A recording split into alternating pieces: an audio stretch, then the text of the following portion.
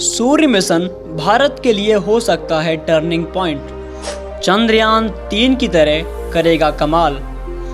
2 सितंबर को इसरो द्वारा लॉन्च किए जाने वाला आदित्य L1 उपग्रह चंद्रयान 3 की तुलना में 4 गुना अधिक दूरी तय करेगा। चंद्रयान 3 ने 3.84 लाख किलोमीटर का सफर किया था। सूर्य को समझने के लिए भारत का आदित्य L1 मिशन रवाना होने के लिए तैयार है। इसरो के प्रमुख ने कहा है कि भारत इस मिशन के जरिए सूर्य की गतिविधियों पर नज़दीक से नज़र रखने में कामयाब हो सकता है। सूर्य के रहस्यों को सुलझाने में ये मिशन अहम हो सकता है। इसको लेकर दुनिया की नज़र भारत के इस मिशन पर है। तो आइए जानते हैं कि सूर्य मिशन के 7 पेलोड के बारे में जो सूर्य की हर गतिविधि पर नजर रखेंगे। हम आपको भारत के सूर्य मिशन आदित्य L1 के बारे में पूरी जानकारी देंगे, लेकिन उससे पहले हम थोड़ा कि सूर्य के रहस्यों के बारे में जानते हैं। आखिर क्या है सूर्य? सूर्य 4.5 अरब साल पुराना तारा है। यह मुख्य रूप से हीलियम और हाइड्रोजन गैस से बना हुआ है। इसके प्रचंड भार के कारण ही इसका गुरुत्वाकर्षण बल इसके हाइड्रोजन और हीलियम को भी अपने अंदर रोके रहता है और एक विशाल परमाणु संयंत्र की तरह यह ऊर्जा पैदा करता रहता है। तारों के प्रकार के आधार पर यह G2 श्रेणी का तारा है। दोस्तों, आदित्य L1 मिशन सूर्य के खास हिस्सों का अध्ययन करेगा। आदित्य L1 का काम सूर्य के क्रोमोस्फीयर और कोरोना की गतिकी का अध्ययन के साथ सौर ज्वालाओं के गहन अध्ययन की जानकारी जमा करना होगा। इससे वैज्ञानिकों को सूर्य के वातावरण और उसकी जटिल प्रक्रियाओं का गहन अध्ययन करने का एक मौका मिल सकेगा। सूर्य पर जाने वाले मिशन का नाम आदित्य L1 है और जिसमें 7 पेलोड है। आइए 7 पेलोडों के बारे में जानते हैं। पहले पेलोड का नाम है VELC, visible line emission coronagraph को इंडियन इंस्टीट्यूट ऑफ फिजिक्स ने तैयार किया है। इसे सूरज की HD फोटो लेने के लिए तैयार किया गया है। इस पेलोड में लगा हाई रेजोल्यूशन तस्वीरें लेने में सक्षम है। और इसी के साथ दूसरे पेलोड की बात करें जिसका नाम PAPA यानी plasma analyser package for Aditya सूरज की गर्म हवाओं में मौजूद इलेक्ट्रॉन्स और भारी आयन की दिशाओं का अध्ययन करेगा। सूरज की हवाओं में कितनी गर्मी है और कणों की वजन से जुड़ी जानकारी मिलेगी। अब तीसरे पेलोड की बात करें जिसका नाम है SUIT यानी सोलर अल्ट्रावायलेट इमेजिंग टेलीस्कोप, एक अल्ट्रावायलेट टेलीस्कोप है। ये पेलोड सूरज के फोटोस्फीयर और क्रोमोस्फीयर की तस्वीरें लेने का काम करेगा। अगर हम 4th पेलोड की बात करते हैं जिसका नाम है SOLEXS यानी solar low energy X ray spectrometer, सूर्य से निकलने वाले एक्सरे और उसमें आने वाले बदलावों का अध्ययन करेगा। ये पेलोड सूर्य से निकलने वाली सौर लहरों पर नज़र रखेगा और उससे जुड़ी जरूरी आंकड़े जुटाएगा। 5 नंबर का है HEL10S यानी ये एक हार्ड एक्सरे स्पेक्ट्रोमीटर है।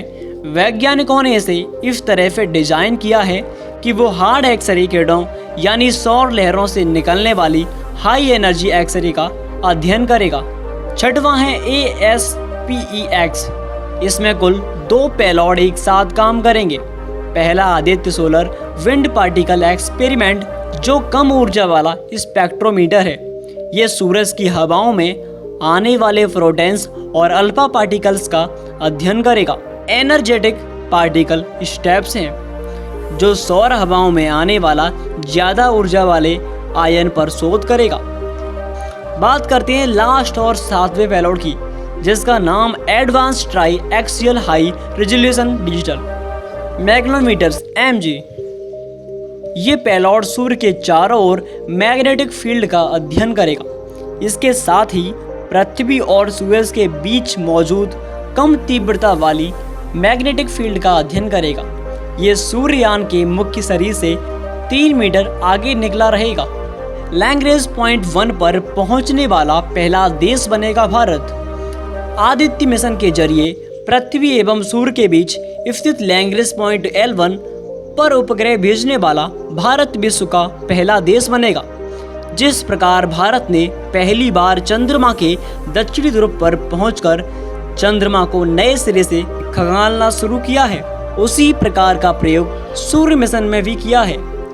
इसरो के सूत्रों ने बताया कि इस लैंग्रेज पॉइंट 1 पर पहली बार भारत का मिशन पहुंचेगा।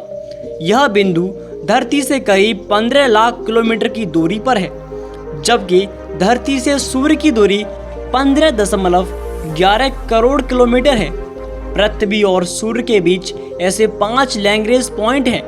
यह बिंदु सूर्य के सबसे निकट हैं, जबकि 4 अन्य बिंदु दूरी पर हैं।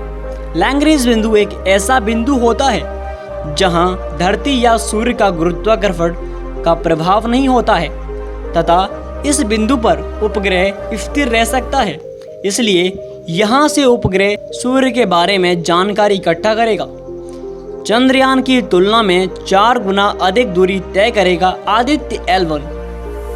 2 सितंबर को इसरो द्वारा लॉन्च किया जाने वाला आदित्य L1 उपग्रह चंद्रयान 3 की तुलना में 4 गुना ज्यादा दूरी भी तय करेगा। चंद्रयान 3 ने 3.84 लाख किलोमीटर का सफर किया था। हालांकि 2014 में मंगलयान ने इससे कहीं ज्यादा लंबा सफर तय किया था, जो करीब 37 करोड़ किलोमीटर के करीब था। फिर भी आदित्य L1 इसरो का एक बड़ा और चुनौतीपूर्ण मिशन साबित होगा। इसरो के सूत्रों के अनुसार हालांकि अमेरिका, यूरोप, जापान तथा चीन ने सूर्य मिशन लॉन्च किए गए हैं, लेकिन L1 बिंदु के जरिए शोध करने की दिशा में यह पहला कदम है। इसलिए यह अभियान पूरी तरह से इनोवेटिव साबित होगा और इसके जरिए महत्वपूर्ण आंकड़े हासिल किए जा सकेंगे।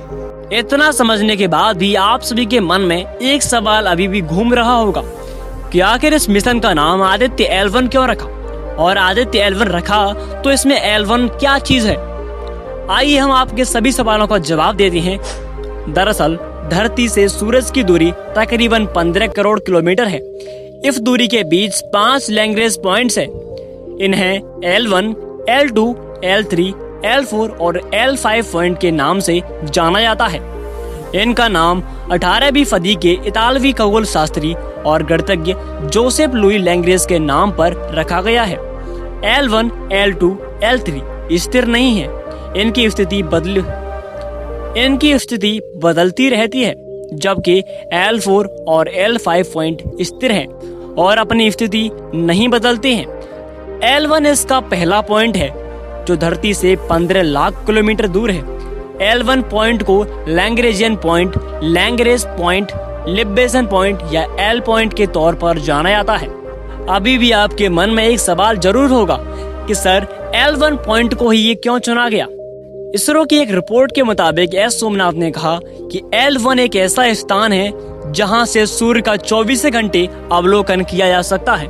ये वो जगह है जहां धरती और सूरज के गुरुत्वाकर्षण के बीच एक बैलेंस बन जाता है। धरती और गुरुत्वाकर्षण के बीच बैलेंस होने से एक सेंट्रीफ्यूगल फोर्स बन जाता है। इस फोर्स की वजह से कोई भी स्पेसक्राफ्ट एक जगह स्थिर रह सकता है। इसके अलावा इस स्थान को दिन और रात में कोई भी ग्रह या उपग्रह प्रभावित नहीं कर सकता। यहाँ से सूरज 7 दिन और 24 घंटे दिखाई पड़ता है।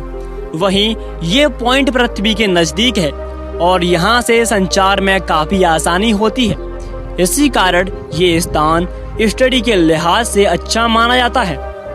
आप सभी को हमारी जानकारी कैसी लगी, प्लीज कमेंट में अपने देश के महान वैज्ञानिकों के लिए एक शब्द जरूर लिखें और साथ में ही वीडियो को लाइक करके चैनल को सब्सक्राइब जरूर कीजिएगा। आपका बहुत बहुत धन्यवाद। मिलते हैं ऐसी इंटरेस्टिंग वीडियो के साथ। जय हिंद।